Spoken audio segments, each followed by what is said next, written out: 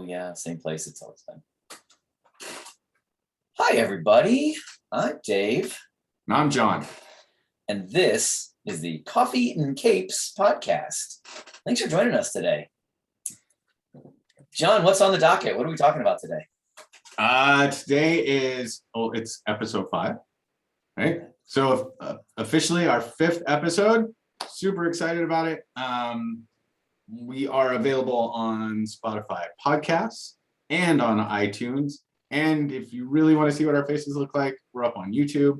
Although the last episode didn't get loaded up. Sorry, gang. I'll load that one up when I load this one up so you can catch up on staring at our cool backgrounds.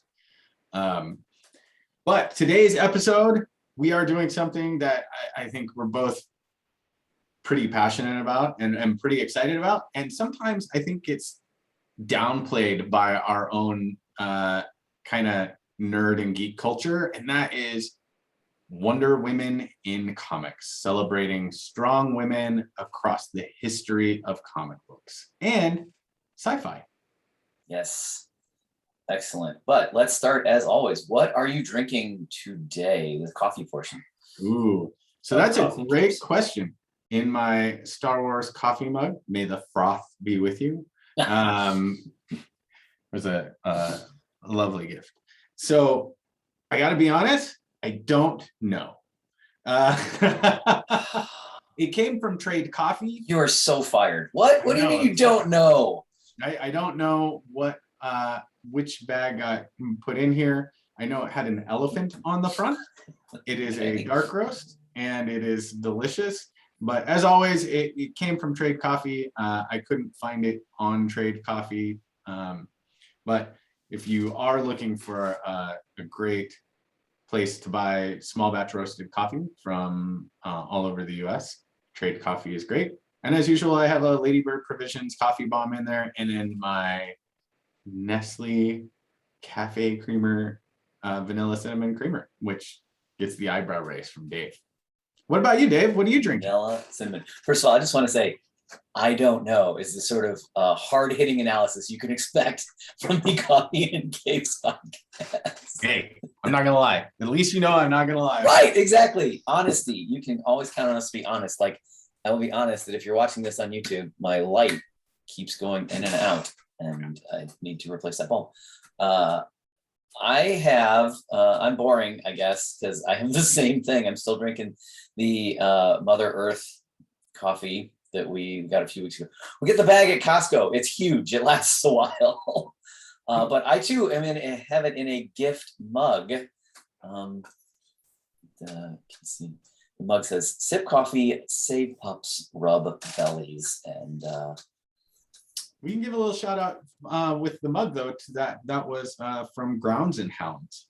Grounds and Hounds, there you go. I couldn't remember the name. Grounds and Hounds does coffee, mugs, drinkware, and then they donate a good portion of their money to like no-kill shelters for dog rescues, those kinds of things. So big shout out to Grounds and Hounds. They were a big part of our of the wedding that Rachel and I had last year. It was last year. It's almost 2 years ago, though. Well, kind of a year and a half at this point. Is it 6? Are we 6 months out from February? I mean, 2 + 6 is 8, so I guess we're a little over half. Yeah, a little over half. All right, we're good. But just a reminder, we love socially conscious companies and enjoy doing business with people that are giving back to the community or working to make the world a better place and not just trying to make handfuls of money. And who cares what happens to other people when I make my handfuls of money? Yeah. So thank you, Grounds and Hounds. With that being said, guys, please keep an eye on Dave. You look fine without the light. You're okay. All right, I'm just gonna let it go then. Yeah, you're good, buddy. It'll probably just come on, off and on, you know. Great. It's the poltergeist of light. Right. Yes. Exactly. Sarah Land, don't go into the light. One thing though, guys, we are on Instagram. We now have Linktree up in Instagram. So if you follow us on Instagram, you can just go up and click on the little link and it'll take you to a page where you can click on and get to our Spotify podcast. Also coming soon will be a link to a charitable organization that Dave and I want to support and would like to ask everybody to support.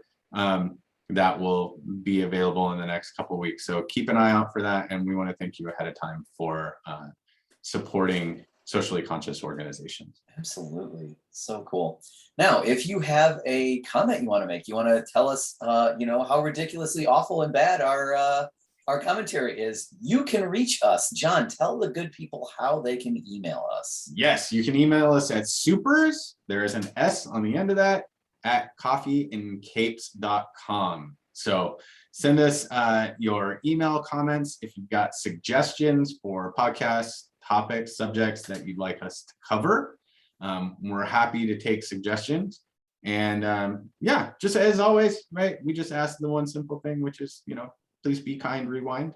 It's a little VHS humor for those of you that remember that. That just gives you, again, a hint as to how old Dave and I are. Very, very old.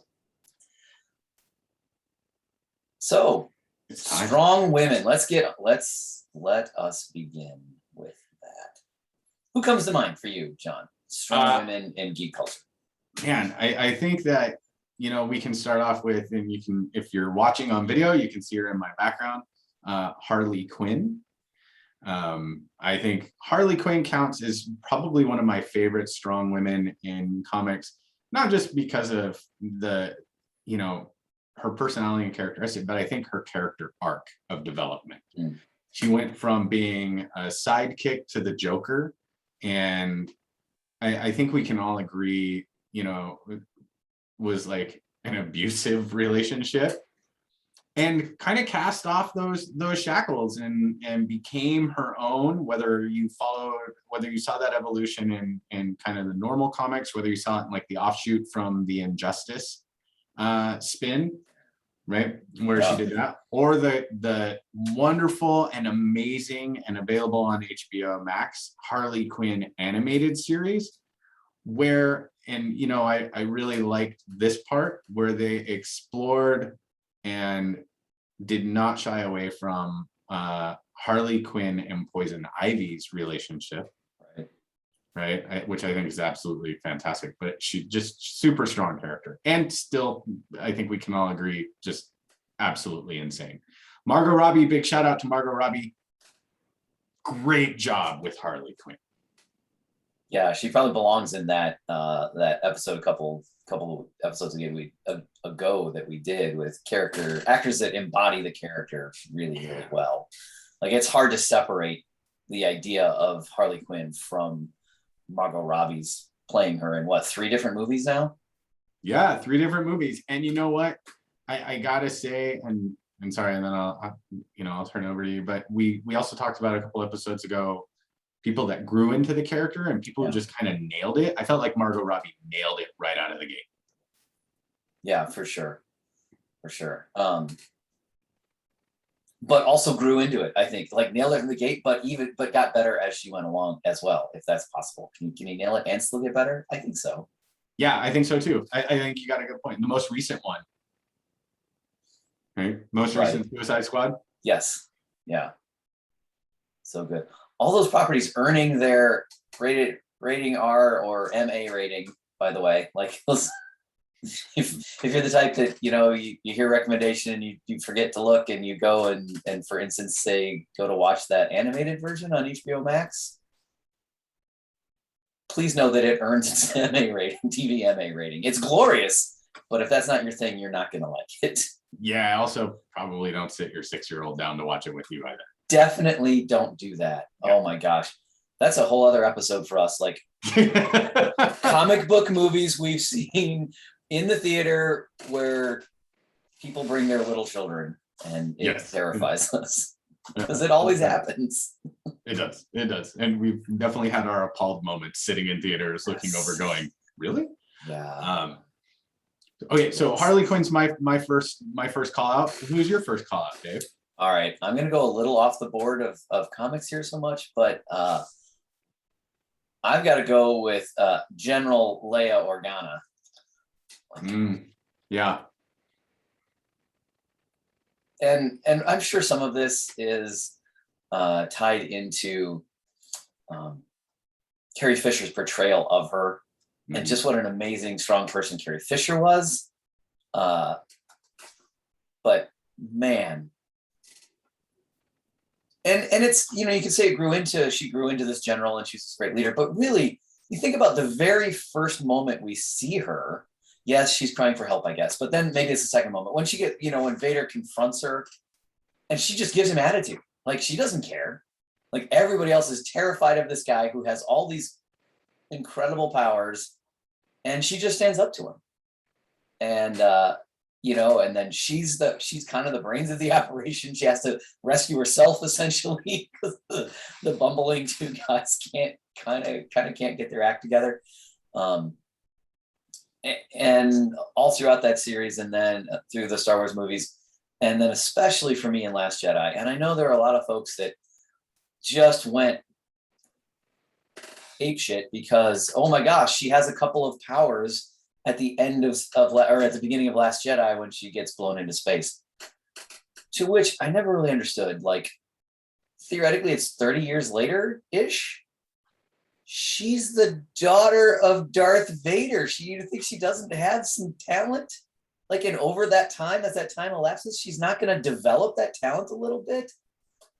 Like, I think it to me, it made perfect sense in the overall arc of things, but I guess it just really messed with people who want their characters to stay exactly the same all the time and just be exactly how they remember them or something. Right. Yeah. And I think, you bring up a good point. And I'll admit to like giving a little head tilt when I saw that happen. Right. And I was like, hold on a second.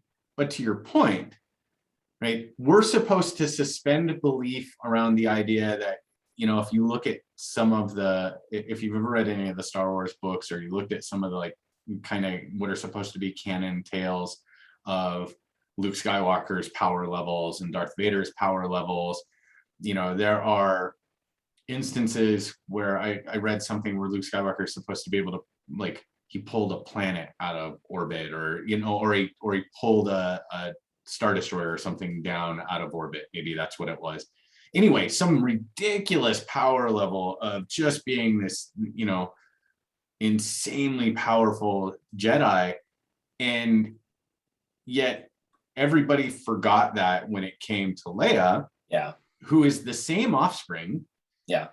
It just twin. It's supposed to be a twin, right? It just wasn't discovered until the end of the original trilogy that she was.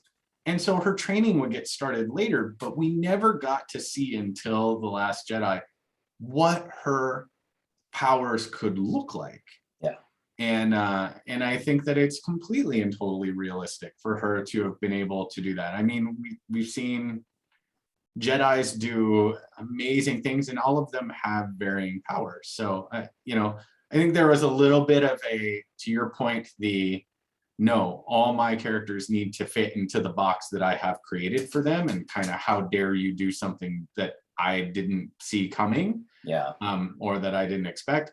And if we're being totally honest, a little misogynistic in the reaction around, like, and we see this a lot, and that's one of the reasons I think we're doing this episode, a little misogynistic around it's okay for Vader to do it, and it's okay for Luke to do it, but not for Leia to do it. Come on, guys.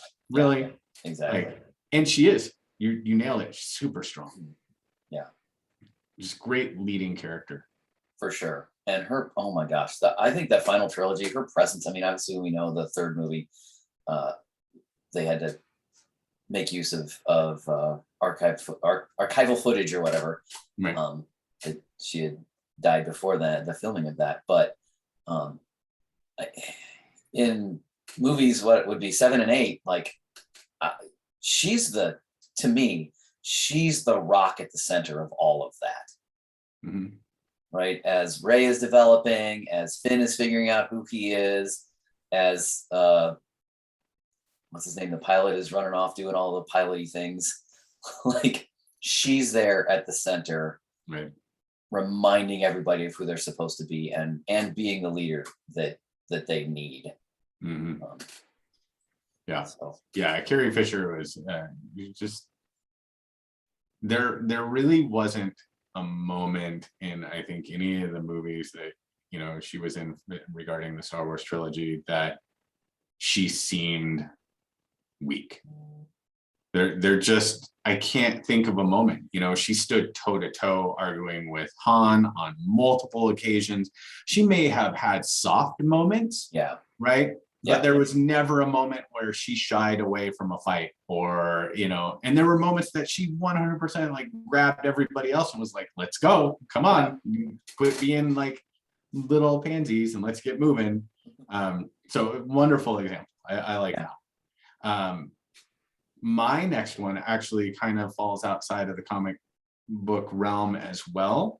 But again, I think falls into the super strong, amazing, from the jump female character in a series of movies that I enjoyed the first few and then it kind of went a weird direction.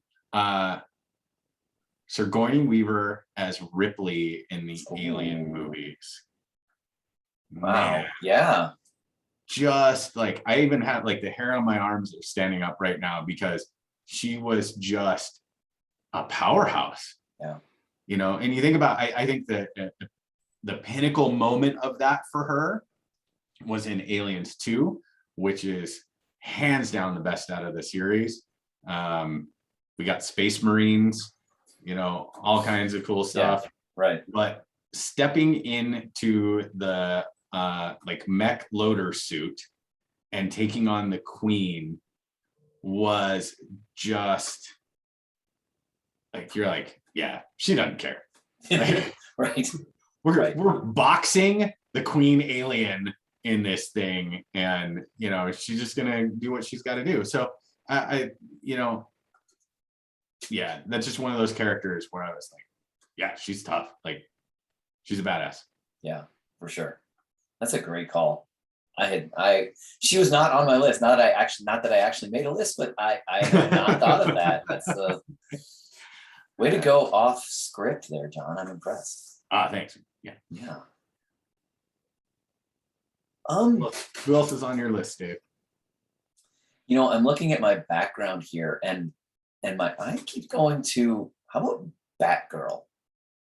Well, Batgirl as somebody who, and I can't say I've read a ton of Batgirl comics, but I do like the idea of somebody who's so smart and so capable that she has zero superpowers other than her top-notch brain, to borrow a Hamilton line, and enough athletic ability to be able to fight and mimic and figure things out. And she doesn't have the resources that Bruce Wayne does. She doesn't have the resources, financial resources, and all the cool gadgets originally that you know, that the whole Bat family gets to have. I guess eventually she gets some, but you know, when she starts out, she's just like, this is something I need to do, and I'm going to figure out a way to do it. And you know, most often she gets kind of cast as sidekick type, or really probably the worst usage of Batgirl for me was in the animated version of The Killing Joke. Like, that was just I dislike the whole like, oh, she's gonna have sex with Batman. Like, come on, it's just icky use of her there, I think. But I don't know, that kind of grabbed me, just sort of sitting here thinking about like for a character that doesn't headline much, but really could.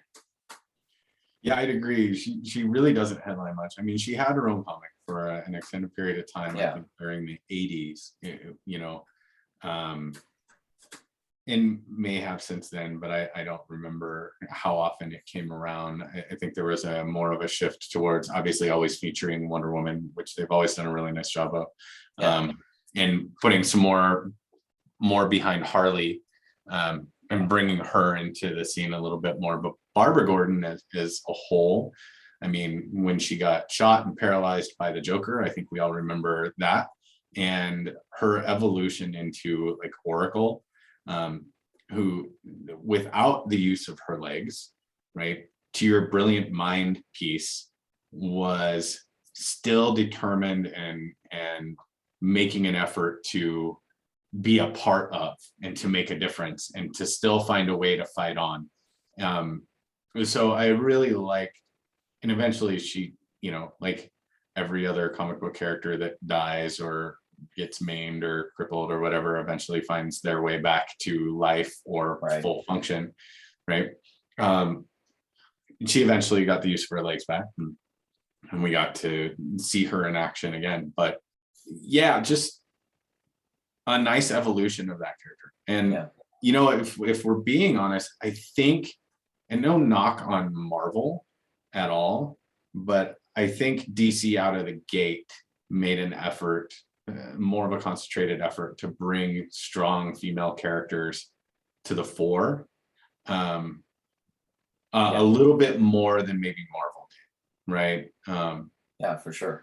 You know, we got, you know, Wonder Woman, who I think we can all agree on is a very strong female character, sometimes brutally so. Like, they don't shy away from her, you know, being an Amazon, which I think they did initially. There was definitely a stretch where they tried to soften her, it felt like, or depower her a little bit.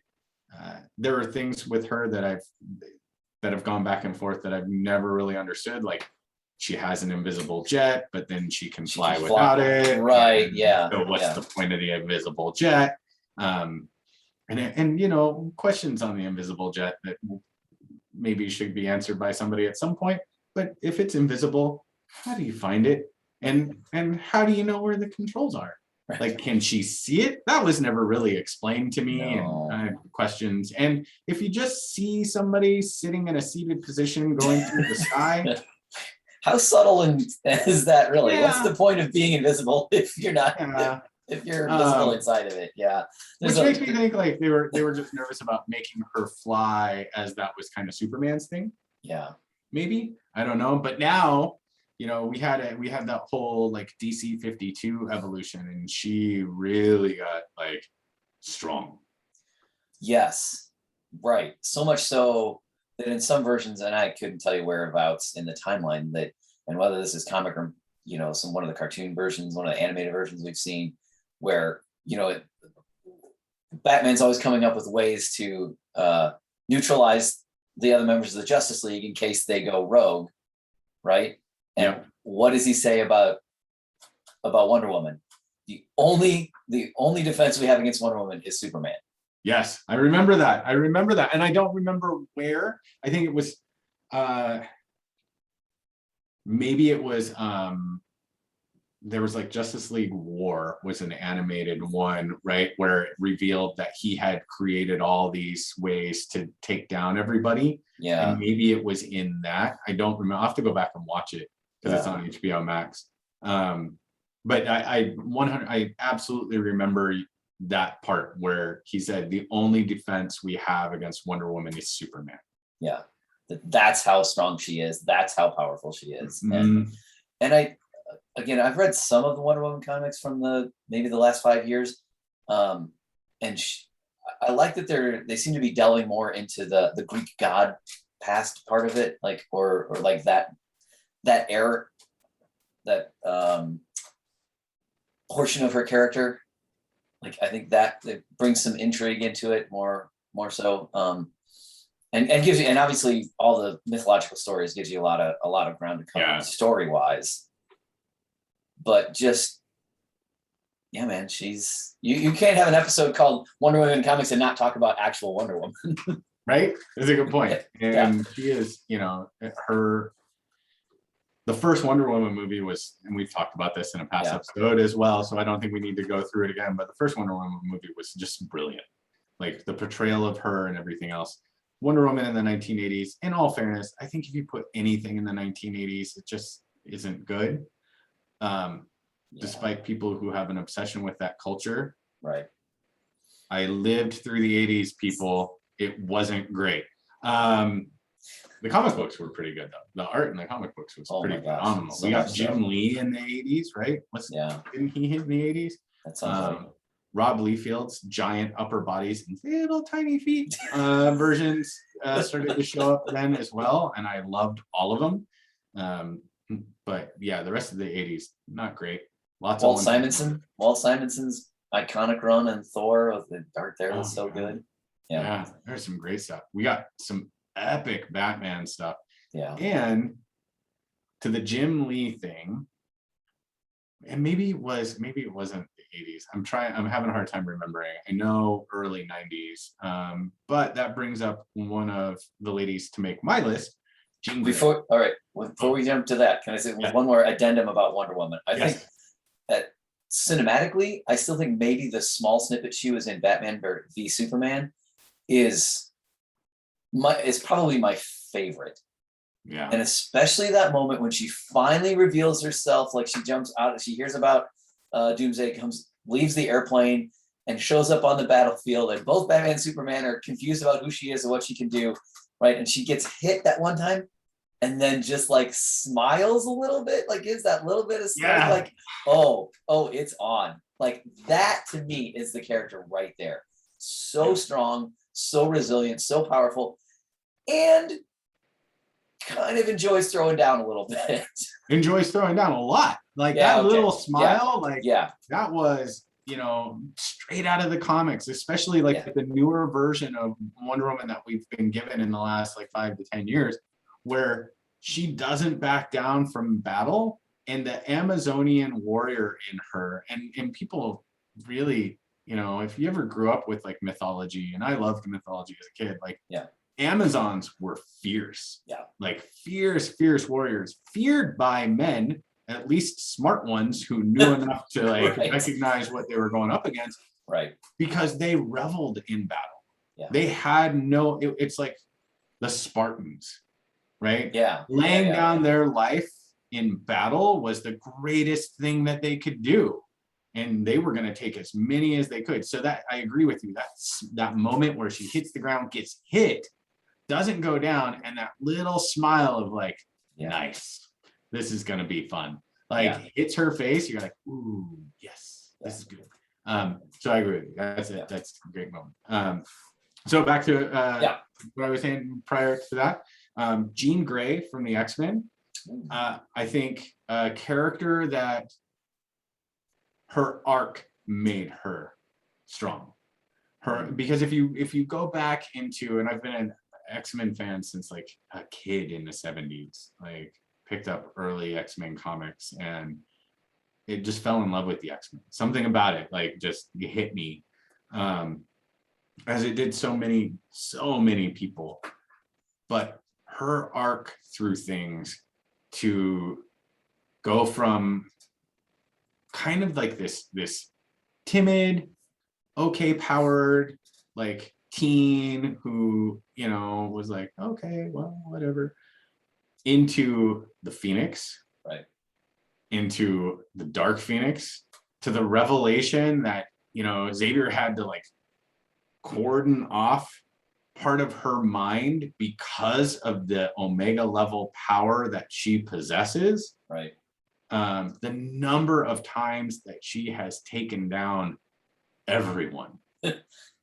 Right? Every single X-Man, you name it, like, to the point where when the Phoenix shows up at any point in time, even the Avengers are like, does anybody have eyes on Jean Grey? Right? So just like one of those, like, has just had this persistent, iconic run through the comics that had a really nice evolution from kind of the token woman on a team to the most powerful member of that unit, and probably one of the most powerful, superheroes in the galaxy. Hands down. So I just loved her. I feel that Famke Janssen, her portrayal of her in the X-Men series was okay. It was okay, right? And nothing against her. I think that was more writing than really anything else. I don't know that. I just think that there's so much they could have done. Yeah, and continuing that thought, like nothing against Sophie Turner, but the more recent X-Men movies with Jean Grey in them, also not, and especially Dark Phoenix was. Well, let's just say it's not going to show up on my list of movies that are better than you've been told. Yeah. I think we can all. There's a couple, right? There's a couple, and that's nothing against. I agree with you. Nothing against Sophie Turner, because I think Sophie Turner plays a progressively stronger woman in Game of Thrones. Yes, for sure. Sansa Stark. That's like her evolution in Game of Thrones is amazing, for sure, and she does a beautiful job. She's super talented actor. But I think I don't think any. I feel like between Dark Phoenix and X-Men 3, attempting to include the Dark Phoenix story, there was no real understanding of the Dark Phoenix story that was really presented in the writing of those, and why I think we got a Jean Grey that in those maybe kind of missed the mark. Yeah. I feel like we need to take a moment, and this seems like a decent place to do it.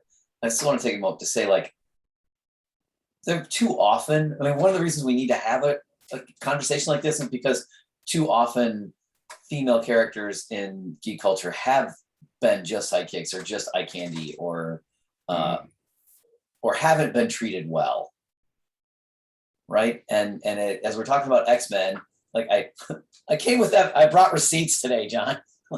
Yes. So if you happen to be wearing this or watching this, let me give you one example. So here's a look at the X-Men Apocalypse. Like, I think this might be a CD or DVD cover or whatever. And let's just take a look at costuming for a second here, right? We got Xavier in his full suit, 3-piece suit, and every other character, almost all the characters have these full body suits. Beast, Jean Grey, even Storm, like mostly Magneto.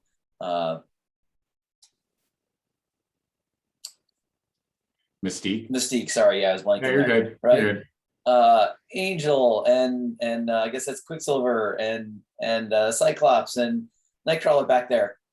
And then there's what they did with Psylock. Yeah. Right.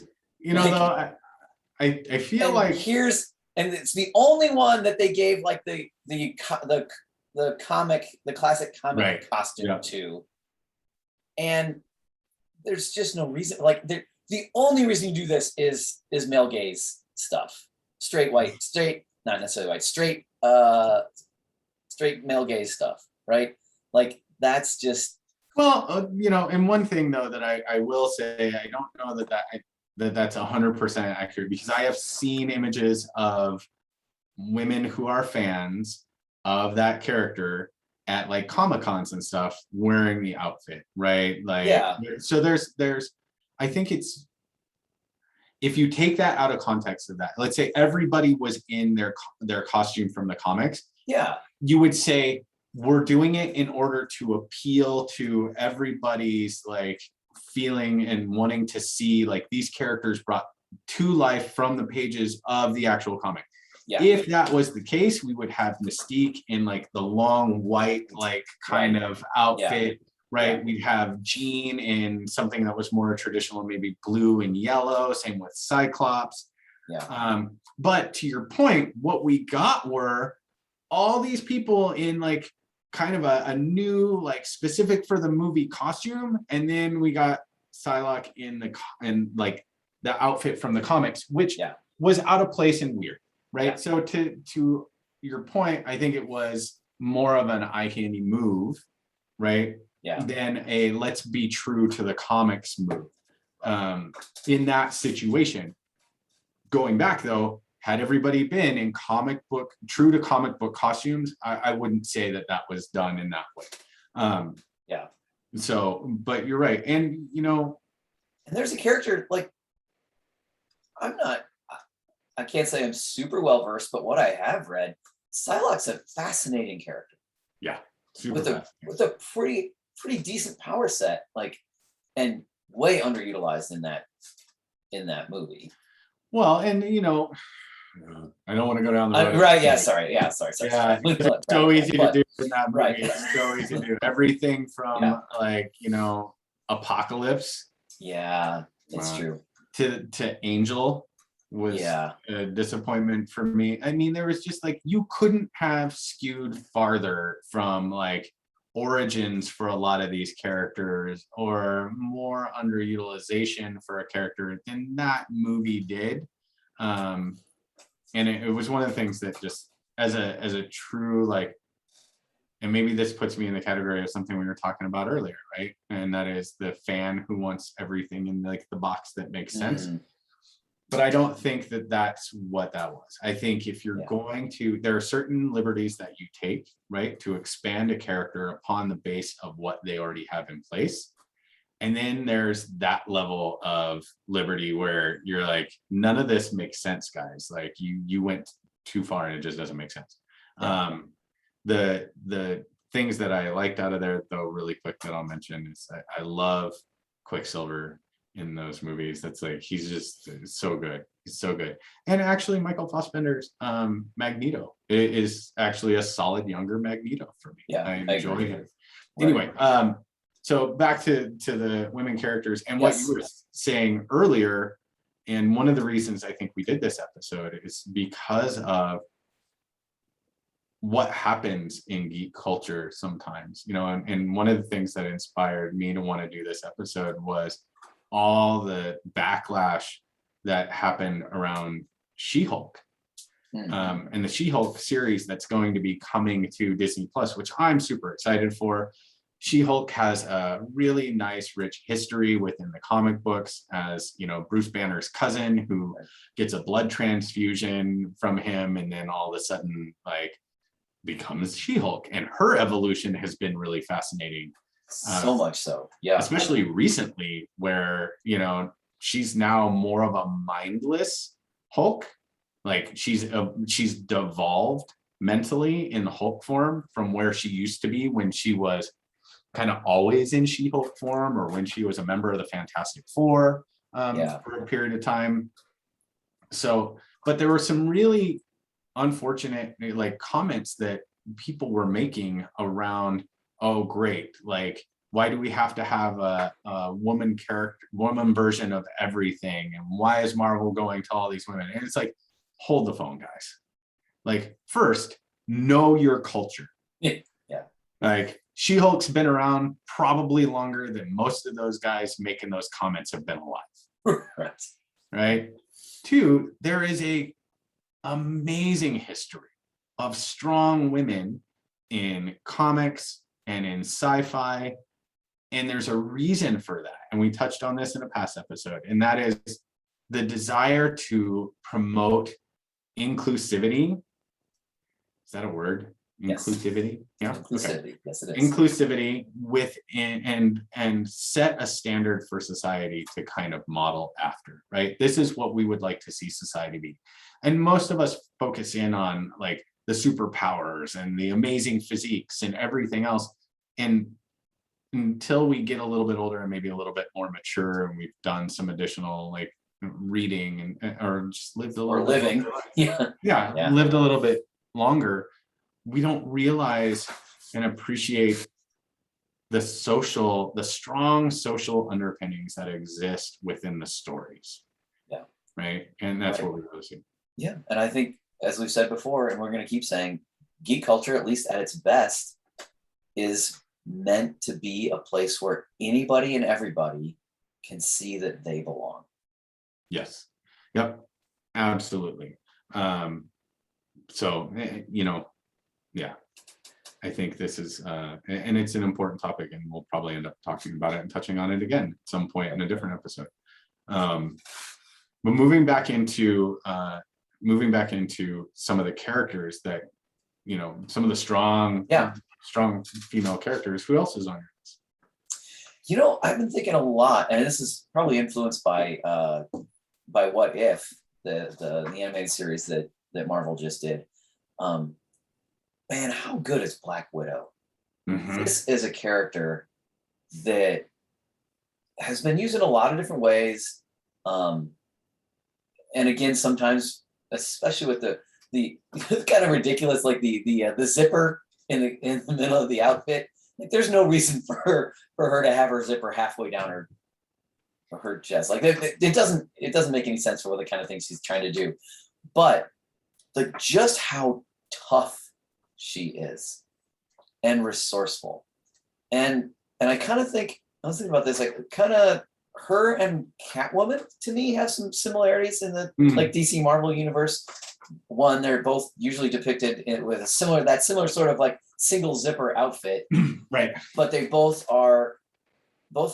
neither one has actual superpowers. Both are like high level acrobat athlete and strong, and seem to thrive in the midst of superpowered people.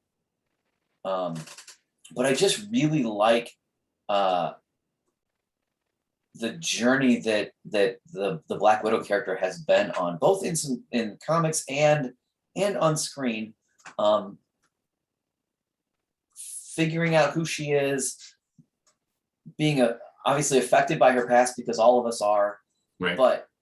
But using whatever the trauma is in her past to, yes, acknowledge that's helped to create who she is, but it hasn't totally defined her, right? That she's found ways to amend, to grow. And I just think, like, go back to the ending of What If, where she's the one person lacking superpowers in the midst of all these, like, basically cosmic beings with just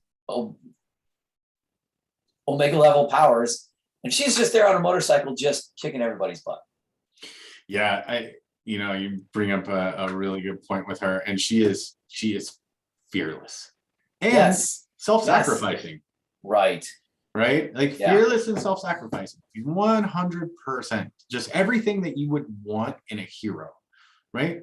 And she's got a nice redemption story arc. She still has that dark past, which I think is a really important, like, maybe social lesson, is that people have pasts, and some of them are great and some of them aren't, but it's not about their past, it's about what they're doing now. And are they efforting to do better, be better, live better? And she epitomizes, like, to me, she is a really nice, almost like,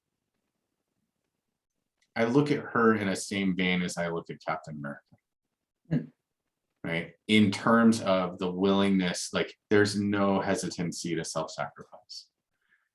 She thinks everybody else is essentially worth more than she is, in a way, right? And Marvel does a nice job. Like, most superheroes have that willingness to, like, self-sacrifice, but there's just, like, she'll jump on that grenade. I think there's a danger for writers to come, just what you're saying about she sees everybody else as having more worth than her, that could be exploited to make her feel like, oh well, she doesn't value herself enough. But I think when done well, it's not coming from that place. It's more the heroic, no, I'm willing to give up even my life to save others.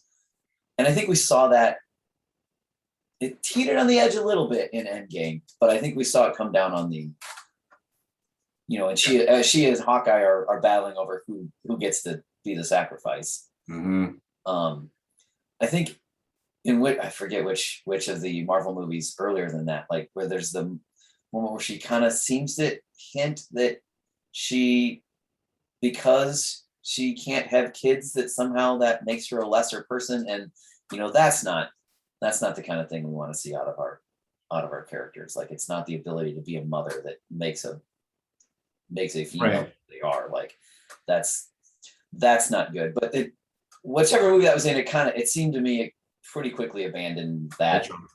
Was that Ultron? Okay, yeah. And they didn't. I don't remember that coming up again. So it ended up not defining her.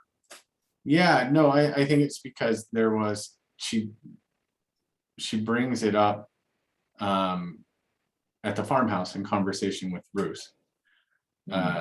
And she brings up that piece and how she couldn't be a mother, and you could see the sadness in her. Yeah. And they did a really nice job of I think pointing out that you don't have to be a mother to be a woman, right? Yeah. That's not the defining characteristic. And the acceptance by Bruce and that, you know, that was one of my favorite kind of probably out of context with the comic book like relationships that they did was the attraction between Natasha and Bruce. Yeah. I thought that was really nice. So that like great job. How about you, John? Who else is on your list? You know, it's funny. I had somebody else that I was going to bring up, and then you mentioned mothers, and I think that there's a significant lack of portraying moms as being able to be strong, powerful characters. And the only one that like comes to mind, and I'm gonna backtrack a little bit because there've been a couple other characters now, a couple other female characters in comics in the last few years that have become moms, but there's one that just stands out, and it's Susan Storm. Sure. Right. Not only is she amazingly powerful, like just ridiculous, as can be seen, you know, in Civil War, when she essentially flattens Taskmaster, or maybe it wasn't Civil War, maybe it was the Siege. I can't remember where, but he like Taskmaster like hurt Reed or like did something to Reed, and Sue got really angry, and Taskmaster's eyes get really big. He goes, "Oh crap." And then it just shows like this little crater that he was flattened in by one of her force bubbles. Don't make Sue Storm angry. You wouldn't like her when she's angry. No, you wouldn't like her when she's angry. And you know, she juggles being a strong lead woman in her team, a strong leader in her team, right? Because she's the most present for everyone. Right? Reed's super brilliant and everything, which is great. Johnny is just not leadership material. Right. You know, Ben Grimm is the ever-loving thing, but he's again not going to be the team leader, and it puts it on Sue. And Sue really is the glue that holds that team together. Yeah. And then they introduced, you know, Franklin and Valeria, and it's just been really cool to see that evolution and to show that like, hey, like moms are superheroes. Like in every sense of the word, they're the glue that hold us together. They're, you know, the ones that when we need someone there to like pick us up sometimes, like they're there. And I think that that's a really nice character representation of that. And like I said, there's been now a number of characters that have become moms. That Jessica Jones and Luke Cage have a child, right? Yeah.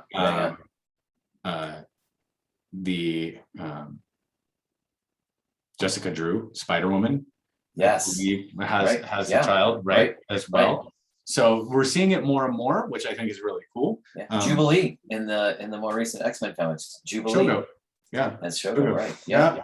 So and Jean Grey has, you know. Oh, right. Scott and Jean have a number of like children that are time displaced. Right. Right.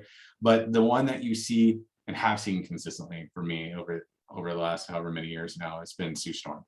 Yeah. Yeah. That's a great call. Yeah. Dave, you got one last one for us to take us out? Oh, well, gosh, you disrupted my train of thought there with the win. That's the moms. It's a really good point.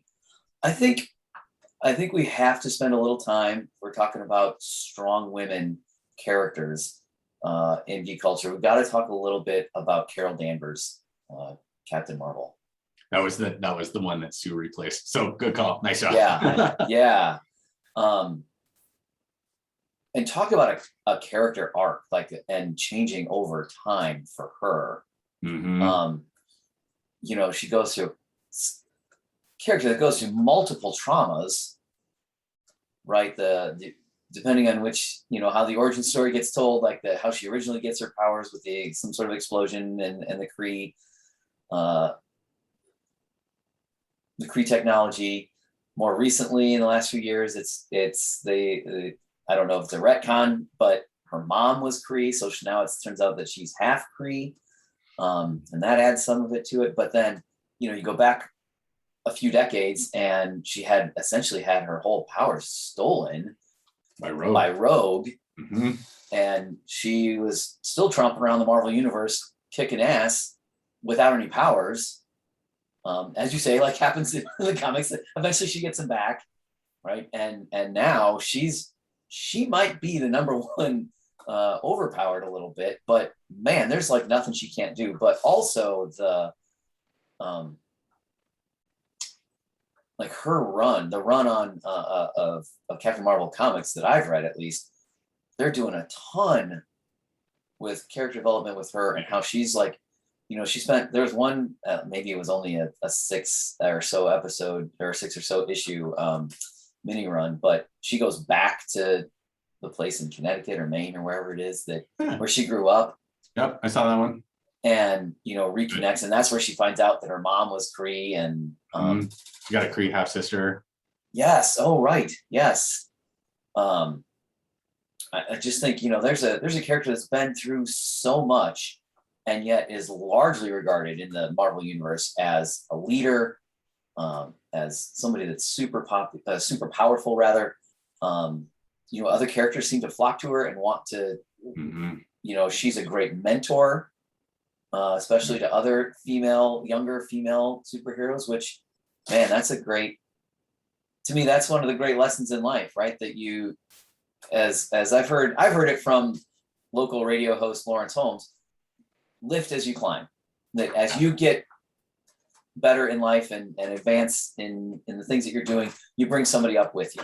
And I feel like that's what, that's a great way to describe how the Carol Danvers Captain Marvel, and even just her name, right? Going from Ms. Marvel, which is always sort of diminutive and like, not a great, powerful name, to no, you need to, and other characters encouraging her to say, no, take on the Captain Marvel name. That's who you are. That's who you should be. Don't be shy. You are Carol Danvers. You are Captain Marvel. Yeah. And you know, when you talk about her character arc development, it's been phenomenal, and they've done a really nice job with it. I mean, getting down into, I think one of the things that when the comics do it, and they do it to the level they've done it with her, and they also did it with like Tony Stark, to really get into like the personal aspect, and they spend time with it, and they show the weakness that exists. And with her, like, she went through the recovering alcoholic arc, right? Yeah. Where she had to go to Tony Stark, and like they went through this whole thing where she quit drinking, and you know, then they stopped getting along, and that kind of led into Civil War II, which was not my favorite. But but the thing about her is that, you know, they show her relationship with Rhodey, which was phenomenal. I loved that aspect of the two of them and this relationship, and her heartbreak when that relationship ends. So there's been a really nice arc with her. And is she overpowered right now? Maybe, but you know, again, to that point, she's been through so much trauma, and they've never really put her, I felt like, in a spotlight. And now we're putting her in a spotlight, and we're seeing what she can really do. And you know, Endgame, we got to see her literally take Thanos' ship apart all by herself. Right. She had her Wonder Woman moment where like Thanos tries to like knock her down, and she just kind of looks up and like gives that little smile and headbutts him. Yeah. Yeah. Which is phenomenal. Like, Right. way to go. Like, it just shows like how tough she is. She's like, I'm gonna headbutt this guy. And then in What If, like we've talked about this, toe to toe with Thor all over the planet. Like, Right. how amazing and great was that? Like, that was just so good. So good. So yeah, great. Yeah. Great. I want to, we've mentioned a few other writers, so I want to give a shout out. I was looking up to make sure I had it right because, but Kelly Thompson was the writer of, has been a writer on some of the Captain Marvel books that I think has done a terrific job. Yeah, just absolutely amazing, you know. And there's so many more that that we haven't gotten to that probably, you know, that deserve mention, and you know, that maybe we just touched on. But so leave us a comment on our Instagram page, or send us an email. If you're old farts like us, do you do email still? Like, send us an email with your who are your Wonder Women in comics and geek culture? Yeah. What are the obvious ones? Who are the obvious ones we missed? I'm sure we have blind spots too. Like, oh my gosh, Shuri. We could have talked about Shuri. Yeah, Shuri's gonna be, and like, they're really queuing her up. Yeah. So I mean, obviously, nowhere close to getting through the entire list here. Yeah, not at all. But another like fun, great episode. Like, thanks everybody for tuning in and listening. You know, as we grow, hopefully, like, we say something that's fun for you, and we talk about things that you enjoy. And if you don't like us, there's a million other podcasts out there you can listen to. So enjoy, find the one that makes you happy. And if you do like us, we like you too. So we've been pretty good about doing these weekly. So our goal is to continue that schedule. As you may have seen in a post recently, this is a passion project. We both have actual jobs outside of this. Yes. Well, at least John does. Mine's is sort of. Right. But this is a passion project, so we're just trying to have a good time and find our way. And thanks for joining us here at Coffee and Capes. Bye, guys. Bye, everybody.